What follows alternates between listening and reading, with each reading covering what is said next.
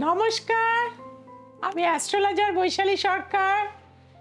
30শে December 2024 থেকে 5 জানুয়ারি 2025 এই সারাটা সপ্তাহ আপনারা কিভাবে কাটাবেন, কোন কোন দিকগুলোকে একটু খেয়াল রাখলে নতুন বছর আপনার জীবনে একটা গোল্ডেন ইয়ার হতে পারবে, সেটা নিয়ে আজকে আলোচনা করব।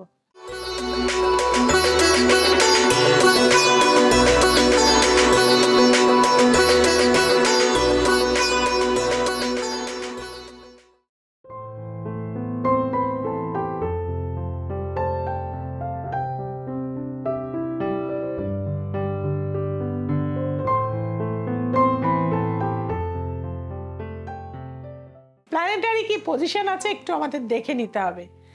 মেষ রাশির ঘরে কিন্তু কোনো প্ল্যানেট নেই। বৃষ রাশিতে বক্রী অবস্থায় জুপিটার রয়েছে। মিথুন রাশিতে কোনো প্ল্যানেট নেই, মঙ্গল কিন্তু রেট্রো অবস্থায়। কর্কট রাশিতে কিন্তু অবস্থান করছে। সিংহ রাশিতে কোনো প্ল্যানেট নেই। কন্যা রাশির ঘরে রেট্রো অবস্থায় কেতু রয়েছে। কেতু অলওয়েজ রেট্রো মোশনে যায়। এবং তুলা রাশিতে কোনো প্ল্যানেট আপনারা পাবেন না।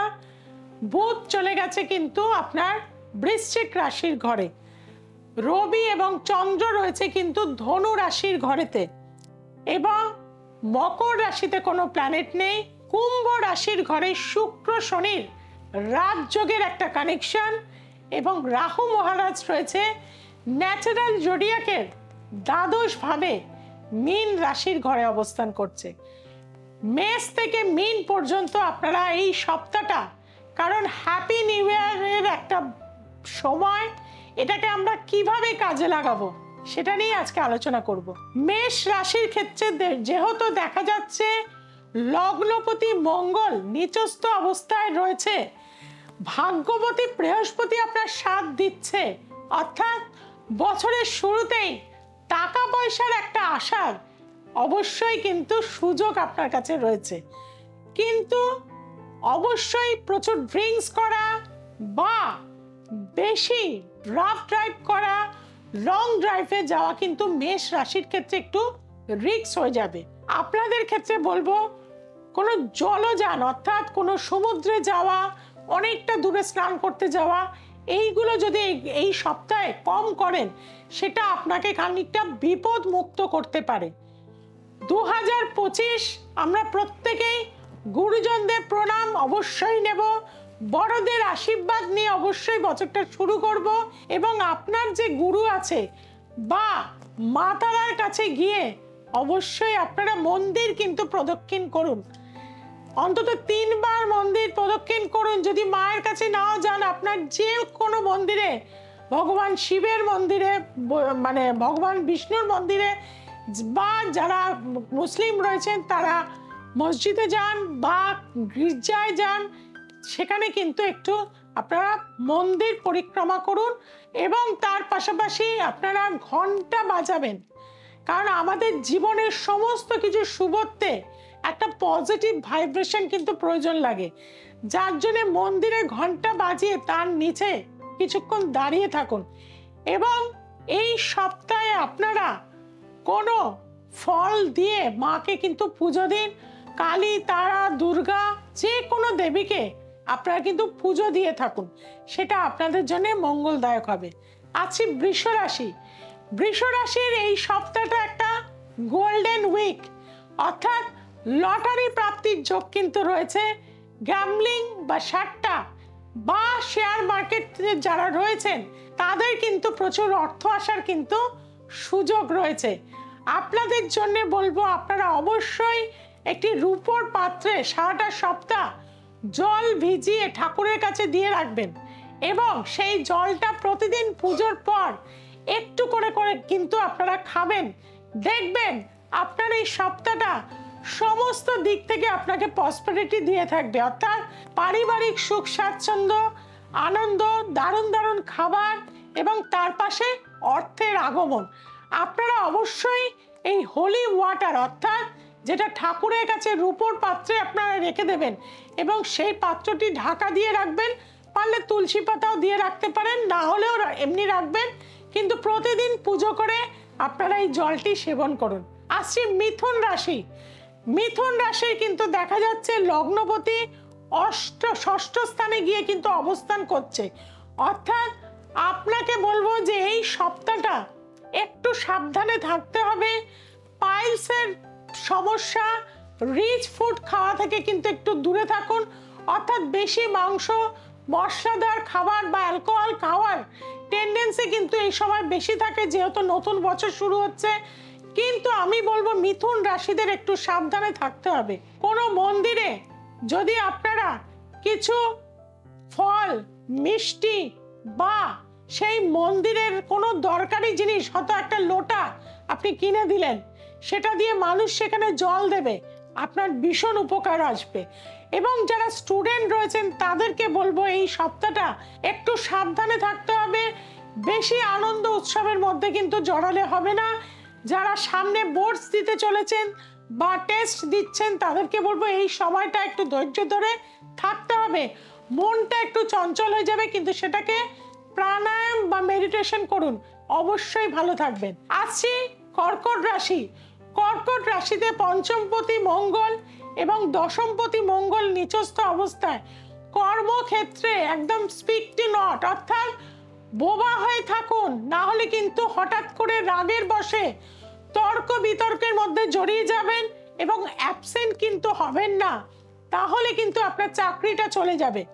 আপনাদের বলবো অবশ্যই বাড়ির পূর্ব দিকে একটা কৌটোর মধ্যে গুড় ভরে রেখে দিন পূর্বস্থানে, এবং সেই গুড় বাড়ি থেকে যখন আপনি অফিসে যাবেন একটু করে মুখে দিয়ে আপনি বাড়ি থেকে বার হবেন।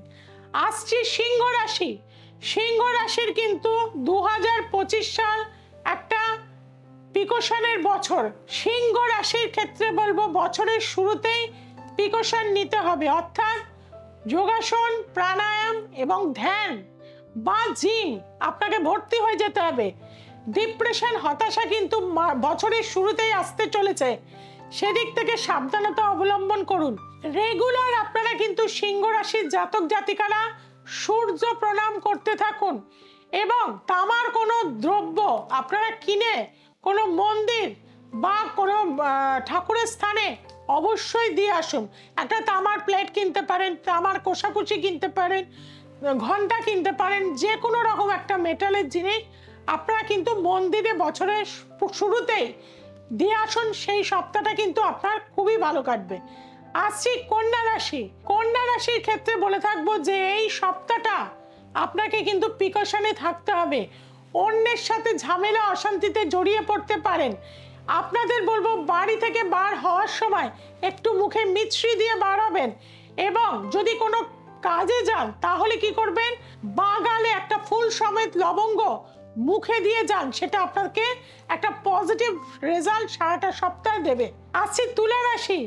তুলা রাশির এই সপ্তাহটা কিন্তু একটু আনন্দদায়ক। হোয়াইট কালার প্রচুর ব্যবহার করুন। গ্যাদারিং, বন্ধুদের নিয়ে পার্টি করা বা কোথাও ফ্যামিলির সাথে ঘুরতে যাওয়া এই সপ্তাহে কিন্তু দেখাচ্ছে, এবং তার পাশাপাশি কিন্তু আপনাদের এই আনন্দ অন্যের কিন্তু নিরানন্দ যাতে না হয় সেদিকে খেয়াল রাখতে হবে। আপনাকে বলবো অবশ্যই হোয়াইট কালার প্রচুর ব্যবহার করুন, এবং যে কোনো মানুষকে আপনি একটু সেবা দিন। আপনি একটা কম্বল দান করতে পারেন, আপনি একটা উলেন সোয়েটার দিতে পারেন, আপনি একটা মাফলার দিতে পারেন। রাস্তার মানে যে সমস্ত পশু রয়েছে তাদেরও গায়ে ঢাকার কিছু জিনিস আপনি দিতে পারেন। এটা করলে সারাটা সপ্তাহ কিন্তু আপনি ভীষণ পজিটিভ থাকবেন, ভালো থাকবেন। আসছি বৃশ্চিক রাশির। বৃশ্চিক রাশির জন্য কিন্তু এই সপ্তাহটা একটু শরীর খারাপের সপ্তাহ, অর্থাৎ পেটের সমস্যায় ভুগবেন, ঠান্ডা লেগে যাওয়া, জ্বর, জ্বালা এগুলো কিন্তু আপনার আসবেই এই সপ্তাহে। সেদিক থেকে ঠান্ডায় বেরোতে গেলে অবশ্যই কিন্তু প্রোটেকশন নিয়ে বেরোন, এবং মানসিক একটা অস্থিরতা, একটা প্রেমজ সম্পর্কের ক্ষেত্রে কিছু একটা টানাপোড়েন এই সপ্তাহে কিন্তু হবে। তার জন্য কি করতে হবে, ঈশ্বরের কাছে অবশ্যই প্রে করতে হবে সারাটা সপ্তাহ যেন আপনার ভালো যায়। হনুমানজির একটি লকেট গলায় পরে ফেলুন, দেখবেন খুব ভালো রেজাল্ট পাবেন। আসি ধনুরাশি। ধনুরাশির ক্ষেত্রে কিন্তু সপ্তাহটা একটু বাড়িতে অশান্তির সপ্তাহ, অর্থাৎ লোকজন আসা বা কারোকে নিয়ে কিন্তু আপনার পরিবারের মধ্যে একটা ভুল বোঝাবুঝি কিন্তু হওয়ার কানেকশন রয়েছে। এই উইকটা আপনারা একটু সাবধানে থাকবেন। কাঁচা হলুদ প্রতিদিন খান। এই সারাটা সপ্তাহ হলুদ বস্ত্র, হলুদ সোয়েটার, রুমাল এগুলো ব্যবহার করুন, সেটা আপনাদের জন্য পজিটিভ রেজাল্ট দেবে। আসি মকর রাশি। মকর রাশির ক্ষেত্রে দেখা যাচ্ছে যে লগ্নপতি কিন্তু আপনার দ্বিতীয় ভাবে রয়েছে, অর্থাৎ সপ্তাহের শুরুতেই কিন্তু অর্থ আসার যোগ রয়েছে। লটারি কেটে ফেলুন বা শেয়ার মার্কেটে কিছু ইনভেস্টমেন্ট করে ফেলুন। ব্যাংকিং সেক্টর, গোল্ডের সেক্টর আপনাদের জন্য ভালো হয়ে থাকবে। অবশ্যই একটা গুড রেজাল্ট পাবেন। ভগবান শিবের মন্দিরে অবশ্যই এই সারাটা সপ্তাহ যদি আপনি কিছু সেবা করতে পারেন, সেটা আপনাদের জন্য মঙ্গলদায়ক হবে। এবং শিবের মন্দিরে গিয়ে একটি আতরের শিশি ভগবান শিবকে অবশ্যই দিয়ে আসবেন পুরোহিতের হাতে, যাতে একটু করে আতর তিনি যেন ভগবান শিবকে লেপন করতে পারে। দেখবেন সারাটা সপ্তাহ আপনার কিন্তু একটা আনন্দদায়ক হবে। আসছি কুম্ভ রাশি। কুম্ভ রাশির কিন্তু কথা কিন্তু কম বলতে হবে, না হলে ঝগড়া ঝাঁটি, মারামারি, পুলিশি ঝামেলা, অশান্তির মধ্যে এই সপ্তাহ কিন্তু যাবে। বা অত্যাধিক অ্যালকোহল খেয়ে চিৎকার চেঁচামেচি করে আপনার কিন্তু এই সপ্তাহটা নষ্ট হয়ে যাওয়ার যোগ রয়েছে।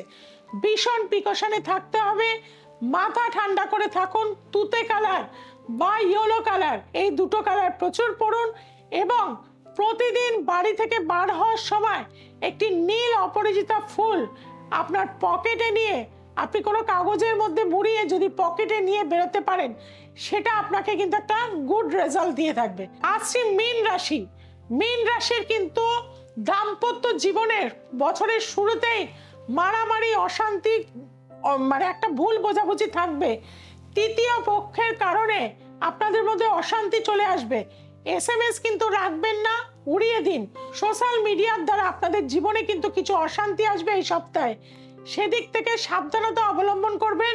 প্রতিদিন জলে কর্পূর দিয়ে স্নান করুন, সেটা আপনার জন্য মঙ্গলদায়ক হয়ে থাকবে।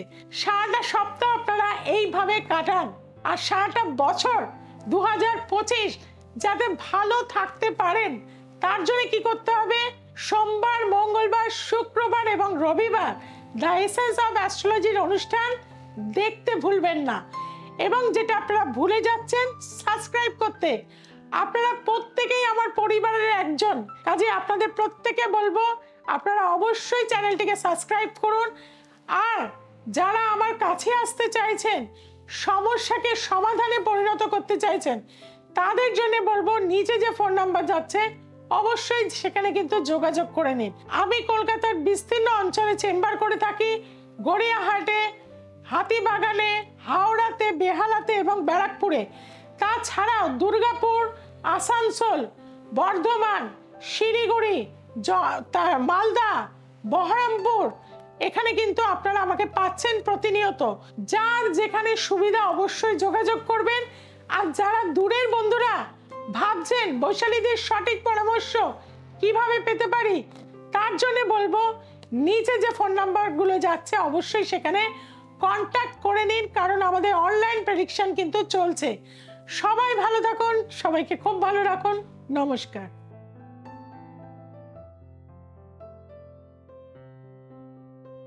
আমি জগদীশ মল্লিক, শিলিগুড়ি বাড়ি। আমি 2 বছর আগে মেয়েকে নিয়ে দিদির কাছে আসছিলাম।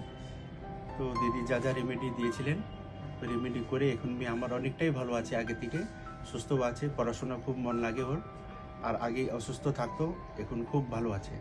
আজকে আবার আমি নিজের জন্য দিদির কাছে আসছি। আশা করি খুব ভালো থাকবো। দিদির কাছে বিশ্বাস আছে, যেহেতু আমার মেয়ে ভালো হয়েছে, আগে থেকে অনেক ভালো। আমি আশা করি আমি ভালো থাকবো আর উপকার পাবো। দিদির কাছে এসে জন্য এসেছি আমি।